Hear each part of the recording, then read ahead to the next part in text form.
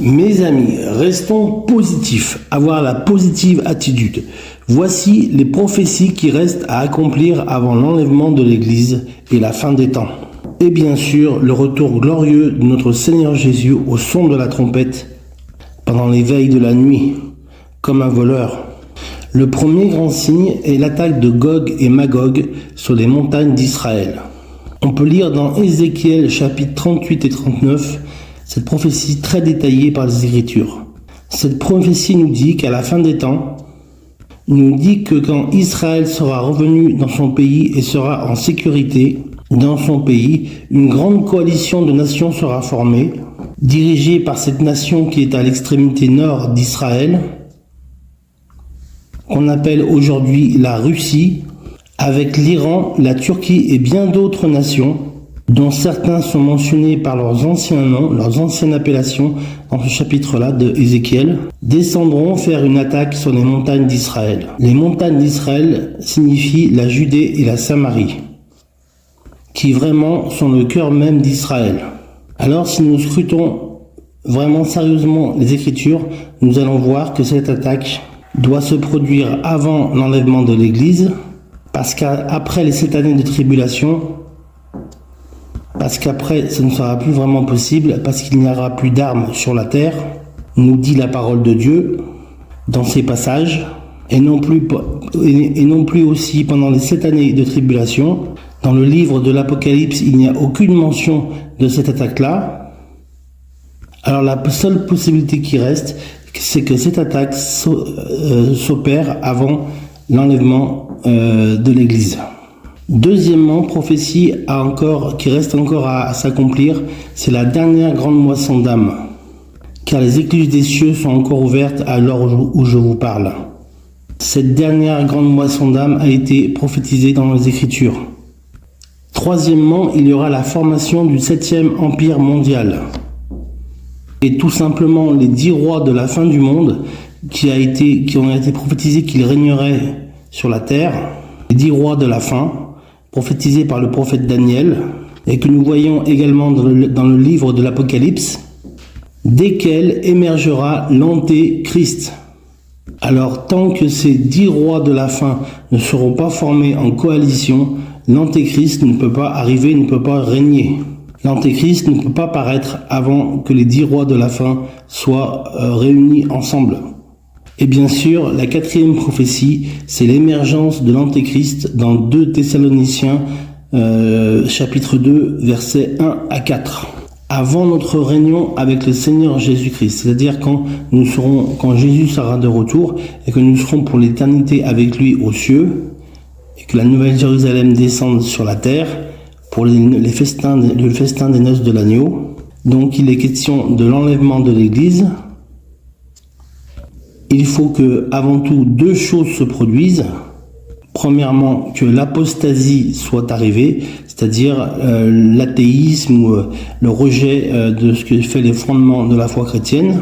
Et deuxièmement, qu'on ait vu paraître l'homme du péché, c'est-à-dire l'Antéchrist.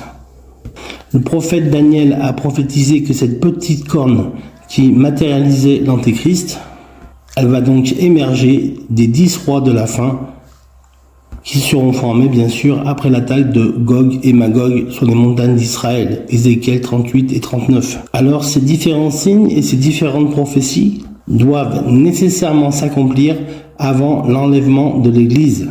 Et donc, au moment où nous sommes rendus actuellement, cela peut se produire très rapidement.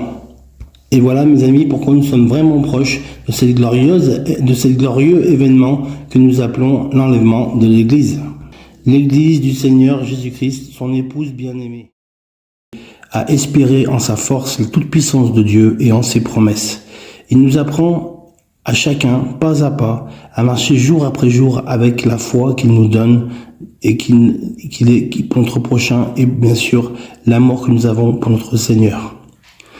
C'est de le suivre, c'est de ne pas avoir peur du deuil, de ne pas avoir peur de la maladie, de ne pas avoir peur de la souffrance. C'est avoir confiance en lui, garder en lui dans notre cœur et les repasser dans notre cœur ses promesses bien sûr. Dieu n'est pas un Dieu qui agit dans la peur, mais qui donne la paix, cet océan de paix. Il donne le courage d'avancer, d'aller plus loin. la force de vivre. Il ne veut pas nous faire souffrir, il veut que nous l'adorions tel que nous sommes, car il envoie le divin consolateur, l'Esprit Saint. Alors gardons espérance et que notre repos soit en lui, notre paix soit en lui, parce qu'il y a la faiblesse que nous avons n'est sans commune mesure avec la gloire à venir. Même si nous vivons dans le péché ou que nous sommes faibles, Dieu se glorifie au travers des choses faibles du monde et il confond les fortes. Alors il nous a créés à son image, nous sommes dépendants de lui et donc nous engageons en nouveauté de vie à lui obéir. Et notre récompense, bien sûr, en travaillant pour lui, c'est d'avoir la vie éternelle par le salut de son Fils Jésus-Christ. Nous comprenons les Écritures, nous apprenons à les connaître. Mais le plus important, c'est que nous gardions notre espérance et notre cœur et nos pensées en Jésus. Prenez courage, fortifiez-vous et que votre cœur s'affermisse, vous tous qui espérez en l'Éternel. Amen. Le retour de Jésus approche et toute la communauté chrétienne, peu importe les tendances religieuses, s'équipe et continue à travailler en accord et en harmonie avec la parole de Dieu. C'est l'Église universelle réunie avec la force de Dieu, la foi en Dieu et le courage que Dieu met en nous. Restons vigilants, tenons ferme dans la foi, soyons courageux, fortifions-nous. Que nous gardions la paix dans notre cœur, la victoire est au bout. Le Seigneur a vaincu la mort et il a dit devant les autorités et les dominations de Satan, tout est accompli. Il a même dit à son Père, pardonne-leur Père, mes frères hébreux juifs, parce qu'ils ne savent ce qu'ils font. Les Juifs ont crucifié Jésus, le peuple hébreu. La fiabilité de tout ce rappel prophétique est à 100%. Tout est écrit dans les Écritures. Il n'y a plus qu'à prendre connaissance et à prendre lecture, car tout le monde en parle. De la pauvreté, de la paix, des soucis du monde entier qui fait n'importe quoi. Monsieur Musk et Monsieur Trump se croient investis d'un très grand pouvoir, mais en fait ils ne font que attiser la flamme et donc de créer des conflits entre les pays. La peur de mourir ne doit pas être notre obsession, mais nous allons être persécutés. Nous, les chrétiens, nous allons bientôt être persécutés. Mais nous savons tout à fait que nous méritons la vie éternelle en Jésus, parce qu'il nous l'a promis, il nous a promis la vie éternelle. Même s'il y aura des souffrances et il y aura des moments difficiles, eh bien notre récompense, elle est dans les cieux, car son amour est parfait pour nous. Le salut vient des Juifs et le salut vient de Jésus-Christ. Il n'y a de salut en aucun autre. Son nom est précieux et élevé au-dessus de tout nom. Dieu est notre protecteur, il nous protège. Et notre communauté chrétienne est là pour l'amour fraternel. Que le Dieu de la persévérance et du réconfort vous donne de vivre en plein accord les uns avec les autres comme le veut Jésus-Christ. Car Jésus-Christ nous a envoyé le Consolateur, l'Esprit Saint, qui nous aide beaucoup à marcher par la foi. Que la grâce de l'Éternel, notre Dieu, soit sur nous. Affermis l'œuvre de nos mains, Seigneur Jésus. Oui, affermis l'œuvre de nos mains. Oui, Seigneur Jésus, mes amis, pour terminer, j'aimerais faire un appel solennel à tous les cœurs qui ont entendu la parole de Dieu. Le Seigneur dit, ma parole ne revient pas à moi sans avoir produit son effet. Eh bien, mes amis, ouvrez vos cœurs, ouvrez vos pensées, ouvrez votre intelligence à la connaissance du bien et du mal, et à la connaissance de la parole de Dieu, et à l'Esprit Saint qui vous convainc de péché et de jugement. Mes amis, je vais faire un appel, je vais faire un court silence. Et examinez votre cœur, cherchez la face de Dieu, demandez au Saint-Esprit qu'il agisse et qu'il vienne dans votre cœur. Voici l'appel, voici le silence pour appeler l'Esprit Saint.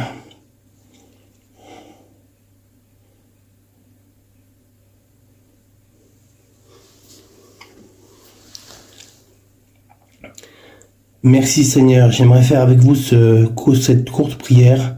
Vous pouvez la répéter dans votre cœur et elle est inspirée. Éternel Dieu, toi qui as créé les cieux en 6 jours, les cieux et la terre, qui s'est reposé le 7e jour. Seigneur, j'aimerais te dire que si vraiment tu es le Dieu dont tu parles, dans ta parole tu es le créateur des cieux et de la terre, que tu as envoyé ton Fils Jésus pour la rémission de mes péchés, je veux bien que tu rentres dans mon cœur.